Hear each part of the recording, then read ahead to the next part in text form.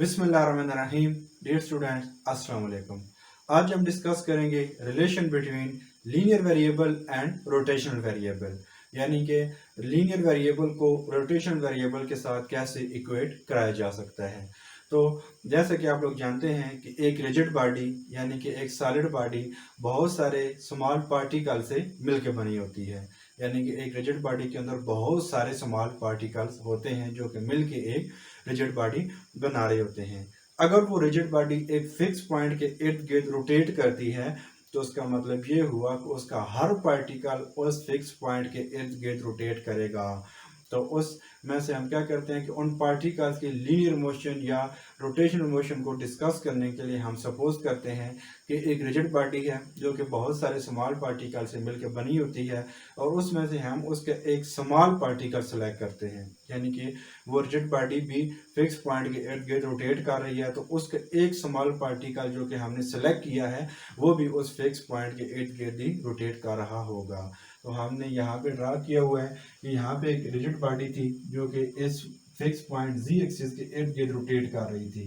तो उसमें से एक पॉइंट हमने सिलेक्ट कर लिया, एक पार्टिकल सिलेक्ट कर लिया एट पॉइंट पी के ऊपर और वो पार्टिकल इस फिक्स पॉइंट से एट ए डिस्टेंस आर के ऊपर मौजूद है। तो क्या करता है ये स्मॉल पार्टिकल जब ये बॉडी रोटेट करती है तो फर्ज कर लेंगे ये स्मॉल पार्टिकल यहाँ से लेकर यहाँ तक रोटेट किया, तो यहाँ से लेकर यहाँ तक इसने एक डिस्टेंस कवर किया एस और एंगुलर जो इसका डिस्टेंस होगा यहाँ से लेकर यहाँ तक हम सपोज करते हैं कि इसने एंगल कवर किया है फाइव, यानी कि लीनियर डिस्टेंस उसने एस कवर किया है और एंगुलर डिस्टेंस उसने फाइव कवर किया है। तो लीनियर और एंगुलर डिस्टेंस के दरमियान हमें पता है कि एक रिलेशन एग्जिस्ट करता है S is equal to R five. हमारे पास एक जनरल फार्मूला है मैथमेटिक्स के अंदर। तो ये हमें पता चल जाता है कि relation between linear distance and angular distance या linear displacement and angular displacement के दरमियान ये वाला रिलेशन एग्जिस्ट करेगा। उसके बाद अगर हम इसका डेरिवेटिव लेते हैं तो d s over d t is equal to r, तो हमारे पास रेडियस है कांस्टेंट रहेगा d five over d t. तो rate of change of linear displacement with respect to time is called linear velocity, जिसको हम v से represent करते हैं इज इक्वल टू आर।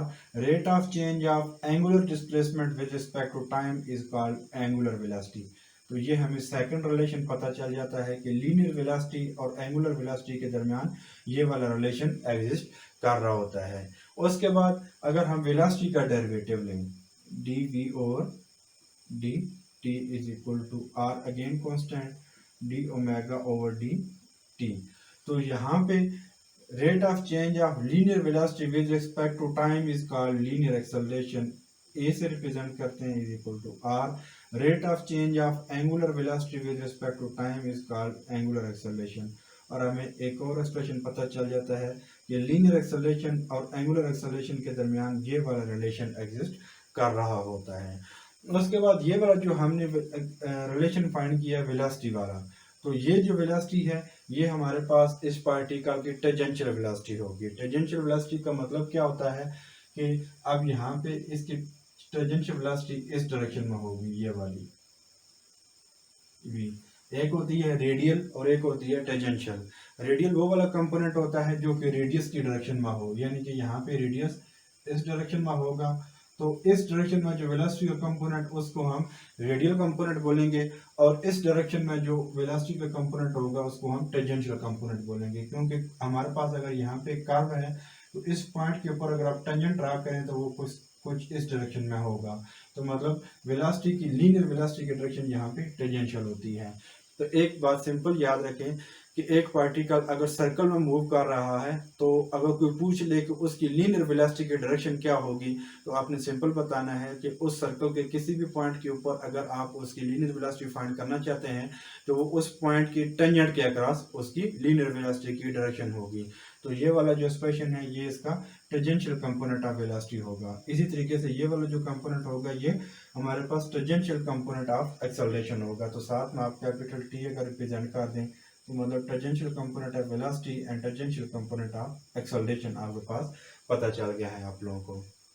अब हम इनके रेडियल कंपोनेंट अगर डिस्कस करें तो एक बात याद रखें कि वेलोसिटी का सिर्फ एक ही कंपोनेंट होता है और वो लीनियर वेलोसिटी का एक ही कंपोनेंट होता है और वो उसका टेंजेंशियल कंपोनेंट ही होता है। तो इसको सिंपल आप v से भी रिप्रेजेंट करें तो हमें ऑटोमेटिकली पता चल जाएगा कि ये इसका टेंजेंशियल कंपोनेंट ही है। लेकिन एक्सेलरेशन के हमारे पास रेडियल और टेंजेंशियल दोनों कंपोनेंट होते हैं। तो एक्सेलरेशन का अगर हम रेडियल कंपोनेंट फाइंड करें तो इसके लिए हमें पता है कि चूंकि ये वाला पार्टिकल एक सर्कल में मूव कर रहा है, तो सर्कल में तभी मूव कर सकता है जब इसके ऊपर सेंट्रीपिटल फोर्स भी अप्लाई हो रही हो और दूसरी फोर्स इसके ऊपर F is equal to M A apply हो रही है।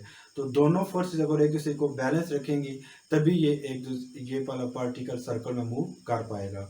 तो इस वजह से F is equal to M A एक फोर्स अप्लाई हो रही है और दूसरा F C is equal to M we square over R ये फोर्स अप्लाई हो रही है। अगर ये दोनों एक दूसरे को बैलेंस कर पाएंगी तभी ये वाला पार्टिकल सर्कल में मूव कर पाएगा। तो इसके लिए अच्छा ये वाला जो फोर्स है ये वाला फिक्स पॉइंट इसके ऊपर अप्लाई कर रहा है जो कि सेंट्रीपिटल फोर्स इसको बाहर की तरफ खींच रही है और ये वाला पॉइंट इसके ऊपर एक फोर्स अप्लाई कर रहा है जो उसको इस सेंटर के एक जगह पे फिक्स रखने की कोशिश कर रहे हैं। तो दोनों एक दूसरे को बैलेंस करेंगी तब ये सर्कल में मूव कर पाएगा। तो अगर ये दोनों दूसरे को बैलेंस करती हैं तो m a is equal to M we square over r. तो एम एम दोनों से कैंसिल तो आपके पास a is equal to v square over r. तो आपके पास रेडियल एक्सेलरेशन का एक एक्सप्रेशन बनता है वी स्क्वायर ओवर आर। उसके बाद अगर आप इसको मजीद चेंज करना चाहें तो v is equal to R omega आप लोगों को एक्सप्रेशन पता है तो v की जगह पे आर ओमेगा पुट कर दें तो A R is equal to R square omega square और आर आर से कैंसिल तो A R is equal to R omega square. तो रेडियल एक्सेलरेशन का हमारे पास सेकंड एक्सप्रेशन ये भी बनता है। ये दोनों का मतलब सेम ही है। यहाँ पे हम एक बहुत ही कॉन्सेप्चुअल बात डिस्कस कर लेते हैं कि इस बॉडी के अंदर बहुत सारे पार्टिकल्स मौजूद थे तो हमने एक पार्टिकल उसका सिलेक्ट कर लिया था। तो अगर हम इसका कोई और पार्टिकल सिलेक्ट करते हैं तो इसकी रोटेशनल वेरिएबल्स के ऊपर और लीनियर वेरिएबल के ऊपर क्या फ़र्क पड़ेगा। तो सबसे पहले हम इसके लीनियर वेरिएबल डिस्कस कर लेते हैं।